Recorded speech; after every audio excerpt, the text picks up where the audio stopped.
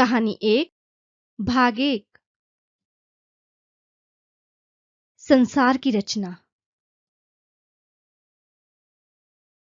शुरुआत में परमेश्वर ने आकाश और पृथ्वी को रचा। तब पृथ्वी बिना आकार के और खाली पड़ी थी और गहरे जल के ऊपर घोर अंधियारा था और परमेश्वर का आत्मा जल के ऊपर मंडराता था। उसके बाद परमेश्वर ने कहा कि प्रकाश हो जाए और प्रकाश हो गया। परमेश्वर ने प्रकाश को देखा और कहा कि अच्छा है। और फिर परमेश्वर ने प्रकाश को अंधकार से अलग किया।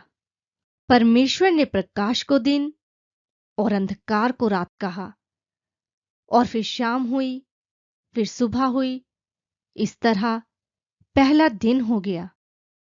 फिर परमेश्वर ने कहा कि जल के बीच एक ऐसा अंतर हो कि जल 2 भागों में बंट जाए। और परमेश्वर ने नीचे के जल और ऊपर के जल को अलग किया और तब ये वैसा ही हो गया। परमेश्वर ने इस अंतर को आकाश का नाम दिया। और शाम हुई, फिर सुबह हुई। इस तरह दूसरा दिन हो गया। फिर परमेश्वर ने कहा कि आकाश के नीचे का पानी सब एक जगह इकट्ठा हो जाए और ये सूखी भूमि के रूप में दिखाई दे। और तब ये वैसा ही हो गया। तब परमेश्वर ने सूखी भूमि को धरती और जो जल इकट्ठा हुआ उसको सागर कहा। और परमेश्वर ने इसे देखा और कहा कि अच्छा है। फिर परमेश्वर ने कहा कि पृथ्वी पर से हरी हरी घास, बीज वाले छोटे छोटे पेड़ और फलदायी वृक्ष अपने अपने बीज के अनुसार उगने लगे।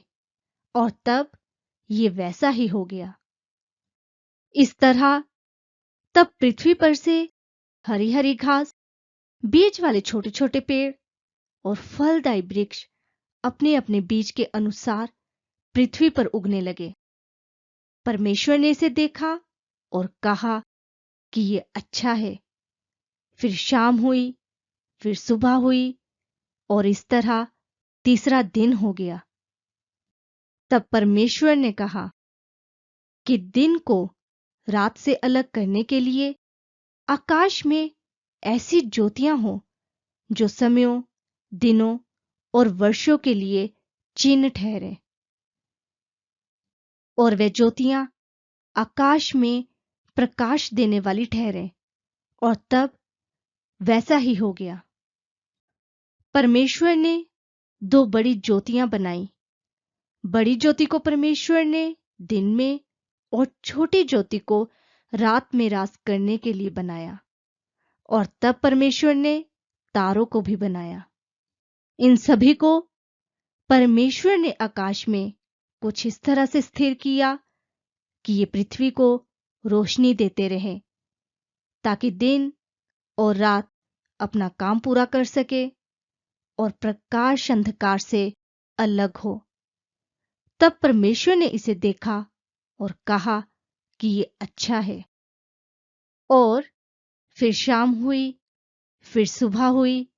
इस तरह चौथा दिन हो गया। फिर परमेश्वर ने कहा कि पानी में पानी के जंतु और आकाश में उड़ने वाले पक्षी भर जाएं।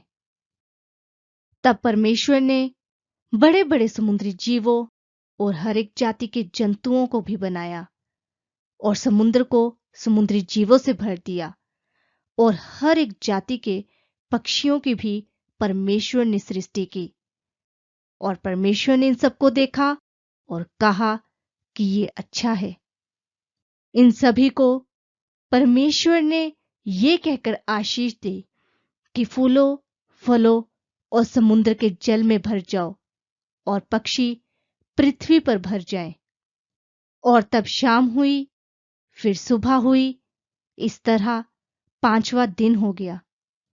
फिर परमेश्वर ने कहा कि पृथ्वी पर से हर एक जाति के जीवित प्राणी पैदा हों जिनमें पालतू पशु, रेंगने वाले जंतु और हर एक जाति के वन पशु शामिल हों। इस तरह परमेश्वर ने हर एक जाति के वन पशु, हर एक जाति के पालतू पशु और भूमि पर रेंगने वाले हर एक जाति के जीवों को बनाया। तब परमेश्वर ने इन सबको देखा और कहा कि ये अच्छा है। तब परमेश्वर ने कहा, हम अपने स्वरूप के अनुसार अपनी ही समानता में मनुष्य की रचना करें कि वह सागर की मछलियों, आकाश के पक्षियों, पालतू पशुओं और भूमि पर रेंगने वाले हर एक जीव और सारी पृथ्वी पर राज करे। और इसीलिए परमेश्वर ने मनुष्य को अपने ही स्वरूप में बनाया और उसे नर और नारी कहा। परमेश्वर ने उन्हें यह कहकर आशीष दी कि फूलो, फलो और पृथ्वी पर भर जाओ और हर एक चीज पर अपना अधिकार कर लो। क्या सागर की मछलियां, आकाश के पक्षी और पृथ्वी पर रेंगने वाले हर एक जीव पर तुम्हारा ही अधिकार हो। तब परमेश्वर ने उनसे कहा, सुनो, जितने भी बीज वाले छोटे छोटे पेड़ और फलदायी पेड़ पृथ्वी के ऊपर हैं, वे सब तुम्हें दिए गए हैं और ये सब तुम्हारे भोजन के लिए होंगे। पृथ्वी के हर एक पशु और आकाश के पक्षी और पृथ्वी पर रेंगने वाले जंतु जिनमें जीवन का प्राण है, उन सब के खाने के लिए मैंने सब हरे हरे छोटे पेड़ दिए हैं। और ये वैसा ही हो गया। परमेश्वर ने अपनी बनाई हुई हर एक चीज को देखा और वह बहुत ही अच्छी थी। तब शाम हुई, फिर सुबह हुई और इस तरह छठा दिन हो गया।